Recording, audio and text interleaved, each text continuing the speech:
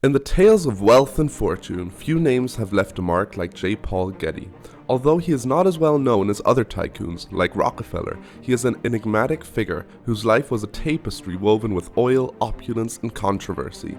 Born in Minneapolis, Minnesota, to Sarah Catherine McPherson and George Getty, a devout Christian Scientist attorney in the insurance industry, J. Paul Getty's upbringing was steeped in Methodist values and strictness. At the age of 10, his father, George Getty, purchased mineral rights in Bartlesville, Oklahoma, marking the family's move to the area.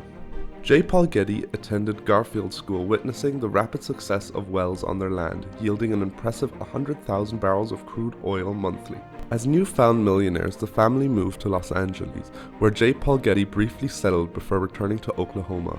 His thirst for knowledge led him to Harvard Military School and Polytechnic High School, earning him the nickname Dictionary Getty due to his love for reading. At an early age, Paul was fluent in French, German, and Italian, with conversational skills in Spanish, Greek, Arabic, and Russian. Getty's passion for languages and classics expanded his horizons. Despite not completing his degree at the University of California, Berkeley, he wanted to live in Europe, after his parents traveled with him through the continent in 1910. In November 1912, he obtained a letter of introduction from President William Howard Taft, which helped him enroll at the University of Oxford. Thanks to the connection to the president, he was able to gain private tutoring at Magdalen College.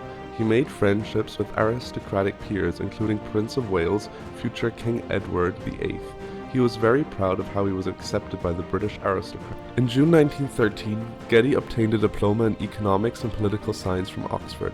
Afterwards, he decided to explore Europe and Egypt extensively before reuniting with his parents in Paris and heading home with them in June 1914. In late 1914, George Getty entrusted his son J. Paul Getty with $10,000 to expand the family's oilfield holdings in Oklahoma. This investment marked a pivotal moment in young Getty's financial journey. He purchased the Nancy Taylor No. 1 oil well in Haskell, Oklahoma. In August 1915, he struck oil, propelling him into millionaire status by the summer of 1916. At this time, he was 24 years old. In the early 1920s, Getty increased his net worth by $3 million. Despite early triumphs, his succession of marriages and divorces led to a reduced inheritance, receiving only $500,000 of his father's $10 million fortune in 1930. His mother, Sarah Getty, held controlling interest in George Getty Incorporated, urging the creation of the Sarah C. Getty Trust in 1936, designed to secure the family's wealth for future generations. Navigating the Great Depression, Getty astutely invested in many oil companies, including the Pacific Western Oil Corporation, increasing his wealth triumphant. But the decision Getty made in 1948 and 1949 would one day make him the richest man on earth. Getty paid Ibn Saud, at the time the ruling monarch of Saudi Arabia, $9.5 million in cash, and guaranteed $1 million a year and a royalty of 55 cents a barrel for the Saudi Arabian neutral zone concession, which was 2.5 times more of what other major oil companies were paying in the Middle East at the time. This gave Getty access to unimaginable amounts of oil, hidden in the Saudi desert. Oil was finally discovered in March 1953. Since 1953, Getty's gamble produced 16 million barrels a year, which contributed greatly to the fortune responsible for making him one of the richest people on earth. Leveraging his wealth and linguistic skills, Getty amassed control of over 200 businesses, including Getty Oil, Tidewater Oil, and other oil corporations, along with an impressive real estate portfolio. This included numerous luxurious hotels and a lot of mansions spread out all over the world, including Sutton Palace, a 72-room mansion near Surrey, which was his pride and glory. Along with his oil wealth, Getty is known for his immense art collection. Getty's journey into collecting began in the late 1930s, influenced by Amy Guest's 18th century French art and furniture collection owned by the landlord of his New York penthouse. He delved into the depressed art market, amassing an impressive collection despite his renowned frugality. Getty's collection grew to over 600 items, including renowned works by Rubens, Titian, Gainsborough, and other masters, eventually shifting his focus to Greco-Roman sculptures, leading to the creation of the Getty Villa in the 1970s. J. Paul Getty's personal life was a series of tumultuous relationships marked by multiple marriages and scandalous encounters. His insatiable attraction to women clashed with his conservative upbringing, shocking his devout Christian parents. Described as unable to refuse a woman, Getty's reputation as a notorious womanizer earned him various nicknames, including Lord Beaverbrook's characterization of him as ever ready in his amorous pursuits. Back in 1917, Getty faced a paternity suit from Elsie Ekstrom. He had allegedly taken her virginity drunk one night and impregnated her in the process. Although he always denied being the father, he ended up settling for $10,000 amidst claims of fathering her child, Paula. His 5 marriages were marred by discord and scandal, ranging from cheating to allegations of emotional abuse and neglect. Getty's turbulent relationship included marriages to young women. For example, his second wife, 17-year-old Alan Ashby, and his third wife, 17-year-old Adolphine Helm. These unions were fraught with challenges, leading to dramatic divorces and custody battles. His final marriage to Louise Teddy Lynch Gaston saw strained relations. In her memoir from 2013, she wrote that Getty criticized her for spending too freely on their son's medical treatment. The tragic loss of their blind son Timmy at age 12 further strained their relationship, culminating in divorce. There is one event in J. Paul Getty's life that stains his reputation more than anything else he had achieved in his lifetime. In Rome, July 10, 1973, a communist group called 'Ndrangheta abducted Getty's 16-year-old grandson, John Paul Getty III, and demanded a $17 million ransom, equivalent to $112 million in 2022. However, the family suspected a ploy by the rebellious teenager to extract money from his grandfather. John Paul Getty Jr. asked his father for the money, but was refused, arguing that his 13 other grandchildren could also become kidnapped targets if he paid. In November 1973, an envelope containing a lock of hair and a human ear arrived at a daily newspaper. The second demand had been delayed 3 weeks by an Italian postal strike.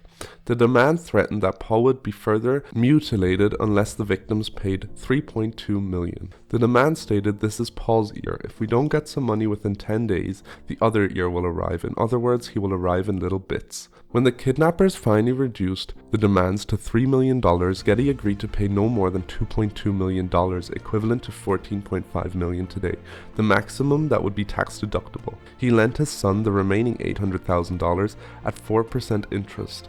My tax attorneys have discovered that while ransom payments are not deductible under the tax code, I could write off the interest if I loan the ransom money to my son.